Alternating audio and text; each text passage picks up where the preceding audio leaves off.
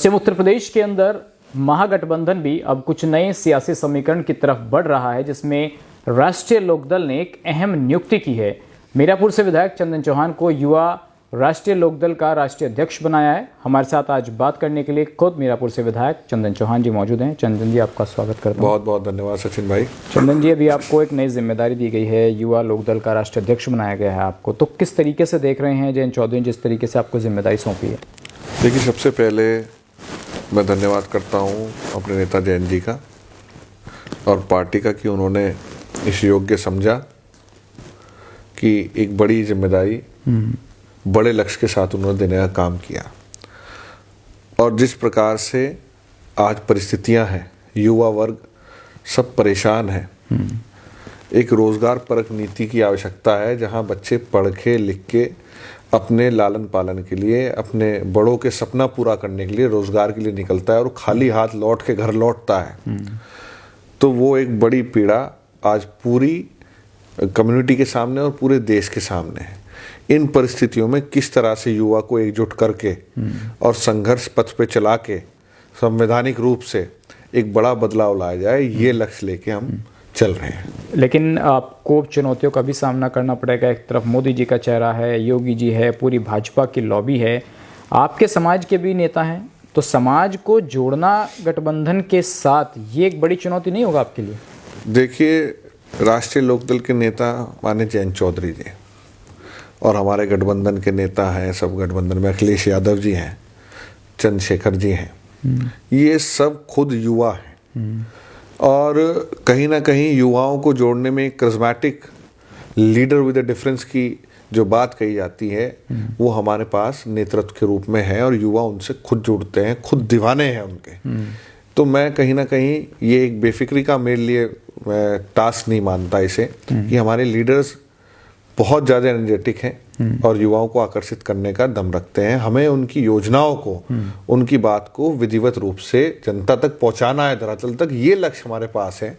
क्योंकि संगठनात्मक वे में कहीं ना कहीं हम जो हमारी पार्टी हमारे सामने है वो मजबूत पार्टी है और उसके लिए एक मजबूत पैरेलल संगठन की आवश्यकता है। उसमें हम मेहनत करने का प्रयास कर रहे हैं। जिन करिश्माई चेहरों का आप जिक्र कर रहे हैं, युवाओं का जिक्र कर रहे हैं, 2022 के चुनाव में तो ऐसा रिफ्लेक्शन होता हुआ नजर नहीं आया। चंदन चौहान जी, देखिए कितना एक बूम था आपके वोटर्स के अंदर, सरकार आ रही है, आप खुद भी जानते हैं वो तमाम चीज़ें, आपने वो माहौल देखा, मैंने खुद वो तमाम चीज़ें कवर की हैं, लेकिन रिजल्ट जब आए तो वो दिखाई नहीं दिया। सब मोदी जी योगी जी के इसमें प्रेम में बह गए। देखिए, जहाँ पश्चिम उत्तर प्रदेश की मैं बात करूँ, हमारा प्रदेश बहुत बड़ा है, समय समय पे दूर आप अगर स्थान पे जाएंगे परिस्थितियां बदलती रहती है, हर इलाके की अलग परिस्थितियां हैं।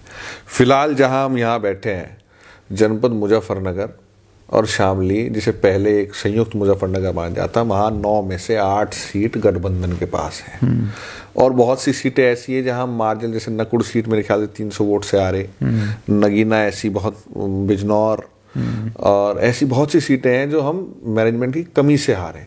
ये मैनेजमेंट सुधारने की अगर आवश्यकता होती है तो रिजल्ट दूसरे होते हैं। ये हम मानते हैं कि हम रेस में बहुत आगे थे जब चुनाव शुरू हुआ था, पर हमारे मैनेजमेंट में कहीं ना कहीं कमी रही है। हम उसे स्वीकार करते हैं क्योंकि अब रिजल्ट को स्वीकार करते हैं। हम लोकतंत्र व्यवस्था में मानते हैं जनता जो भी मैंडेट देती है उसे हाथ जोड़ के स्वीकार करने वाले हम लोग हैं। हम हाथ सत्ता से हमें बहुत प्यार मिला, बहुत अच्छी रैलीज हुई, बहुत अच्छा हमारा चुनाव कैंपेन रहा, पर कहीं ना कहीं जो हम उसे पहुंचा सकते थे अंजाम पे, वो कहीं ना कहीं हमसे चूक हुई।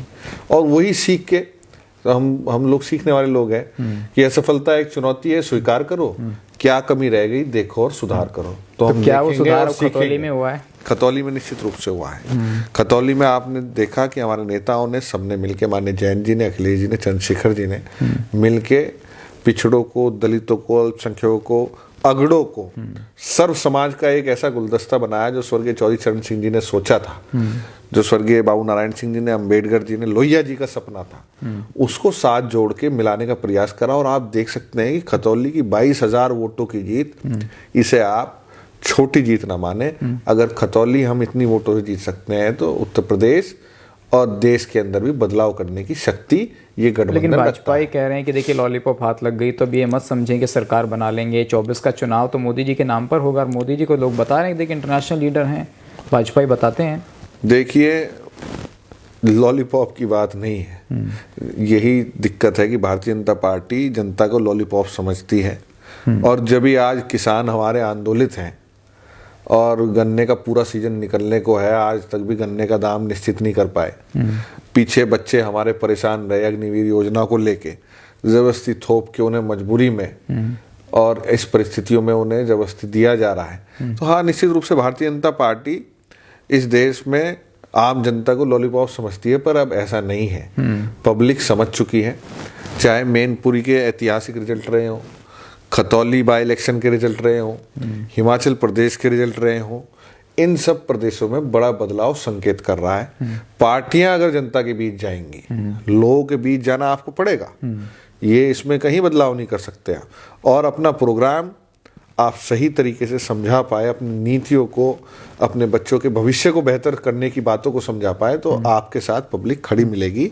ये इन बाई इलेक्शंस और जो इलेक्शंस कई चुनाव के राज्यों के हुए हैं, ये हमें देखने को मिला है।